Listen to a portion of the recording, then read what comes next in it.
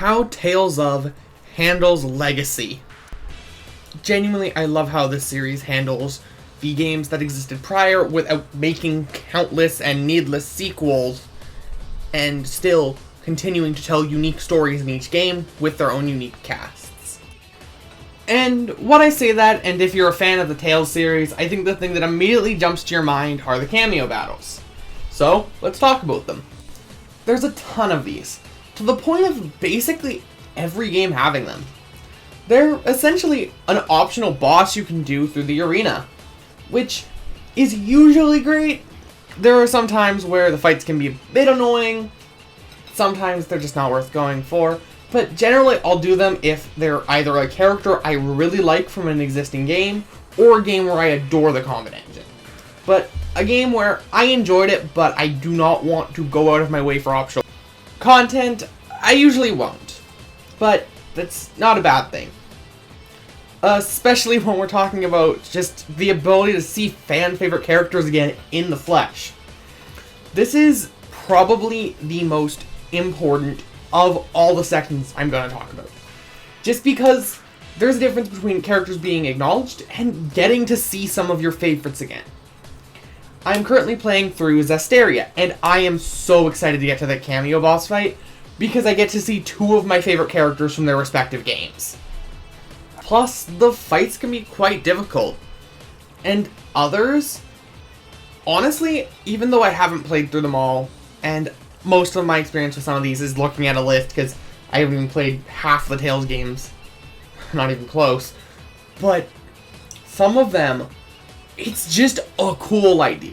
For example, Tales of Arise has a pair you get to fight together and a character you get to fight individually. That pair are brother and sister who are party members in two different games. That is just awesome to be able to see them fight together. I haven't done that yet because I haven't played through Arise, but just being able to see those two fight together is an amazing idea. And while the earlier games focus on characters from basically the prior games, and a lot of the old ones in classic Tales, for clarification, I split the Tales games basically in 2D and 3D. The 2D ones, so basically everything up to Symphonia, including Symphonia, is classic, and everything from Abyss onwards is modern. Just for clarification, that's how I separate them. If they have free run, they're modern Tales. If they do not, they are classic Tales. With the most recent games, specifically the latter half of the PS3 generation, so effectively the Zillias to a degree, and Vesperia, and everything after that, so Brazaria and Arise, are focusing a lot on that more recent era of Tales, and giving them support. So, effectively, no matter where you go, the games that you care about, and the characters that you care about, get representation. And there are some characters where you wouldn't really pick them. For example, Lloyd has not gotten a cameo fight. Mr. Tales of himself has not gotten a cameo boss battle. In fact, the characters you'd normally assume would get love in sequels or get mentioned are the main characters. Very few of them, if any, get cameo fights, which is insane to me. Almost all of the Grace's cast have gotten cameo fights, except for Asbel. And if we throw in legacy costumes, which I'm going to talk about in a moment, everyone has gotten some form of representation outside of Grace's. And yes, Lloyd has gotten several legacy costumes, but this section isn't about legacy costumes. They just happen to be tangentially related. We're talking about them later in the video. Like, I just like seeing characters reappear. Or in some cases, technically they appear first in their boss battle. Like, a few instances on the list, a character appears in a game, and then the next game that appeared is the game they debuted in. I don't know if that's just an issue on the Tales wiki, but it's entirely possible because, to be blunt, Tales used to have two teams of developers working at once, making games at the same time.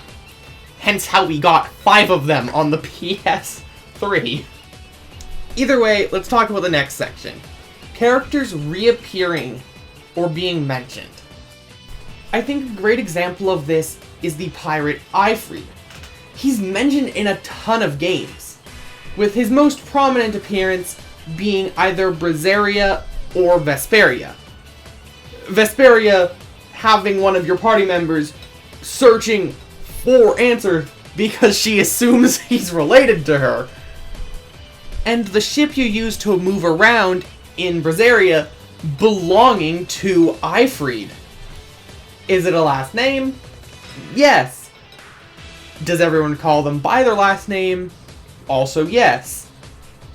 And either way, someone with the last name Ifrit consistently appears in these games. Another way this is done is through merchandise. On Marta's bag in Tales of Symphonia Dawn of the New World is a little plush keychain of Mew, one of your companions and the mascot character for Abyss. Honestly, Mew gets a lot of love. He gets to cameo as merchandise in a lot of these games, which I'm not complaining about. I love this little guy. And my last point for this section is apparently Edna appears in a side quest in Tales of Braziria. Like, just the straight up character. I didn't do that side quest, and in all fairness, considering Edna's from Zestiria, I would not have really cared that much, because she would have been just a run-of-the-mill NPC anyway to me, since I hadn't played Zestiria at the time. But I think that's cool, and also makes perfect sense within the world. For clarification, Braziria is a prequel to Zestiria. Why do all of these names sound so similar? If you're enjoying the video, please consider liking and subscribing since it helps out the channel a ton. Thanks. Now on to one of my favorite ways things are represented. The cameo battles are cool and all, but wouldn't you love to play as existing characters again? Well, you're technically not playing as them, but you can wear their outfits. Legacy costumes. I love these. I usually end up wearing them. They're great. And at that, some of my favorite parts of them are the descriptions, because they range from being an amazing callback to a small line from that game. For example, Laufeyset's legacy costume in Tales of Braziria, which directly mentions Tiger Festival. If you play Graces, you will understand why I'm cracking up just thinking about that. To one of Raven's legacy costumes in Vesperia, which directly spoils part of the plot in its description. I don't like that one as much. For clarification, love the outfit, love the character, do not like the fact it's a walking spoiler. And like, in all seriousness, if I'm ever gonna pick up a specific pack of DLC for a Tales game, it is always going to be the legacy costume. Aside from something like Zestiria's Alicia's chapter, which I intend to play through once I beat the game. Apparently, it spoils the ending, so I'm gonna wait, but that's its own, like, side campaign, compared to the DLC costumes, which I can wear an outfit for Sharia. Cool. And on top of that, there are also occasionally accessories, which I sadly don't have footage to show you, but in especially Braziria, they went hard on these. There's a Rapide plushie you can get. There's an Emil and Marta plushie you can get. Like, you can just wear plushies on your head of existing characters, which is adorable. Like, hell, you can get Rapide's snowboard from a optional mini-game in Braziria as your geoboard, which has a mini Rapide plush sitting on it. And at that, the Rapide plush isn't a Rapide's design from Vesperia. It's from baby puppy Rapide from the first strike. That is adorable. I genuinely love how my mic straight up peaked and didn't pick up the second half of adorable.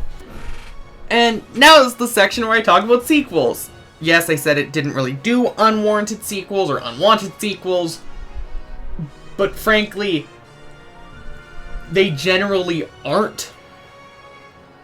And, in fact, I haven't touched the Zillias yet.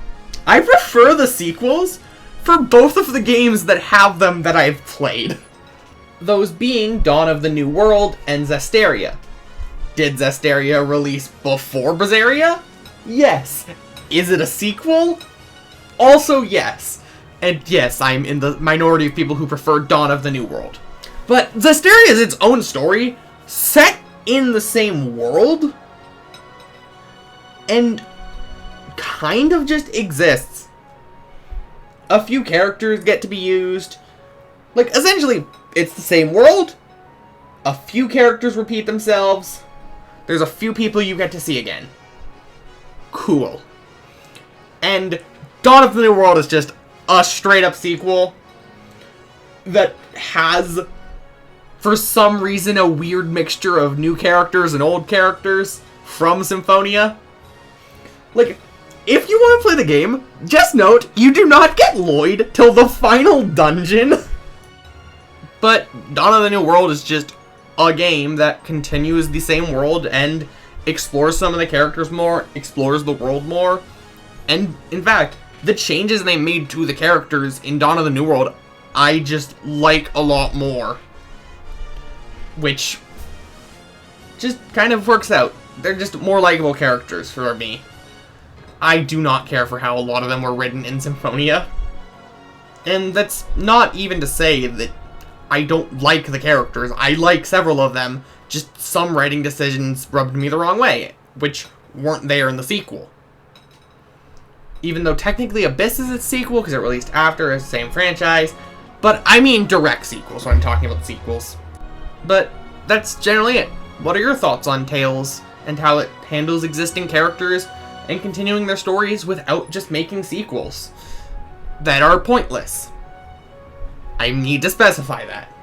Either way, I'll see you guys in the next one. Bye!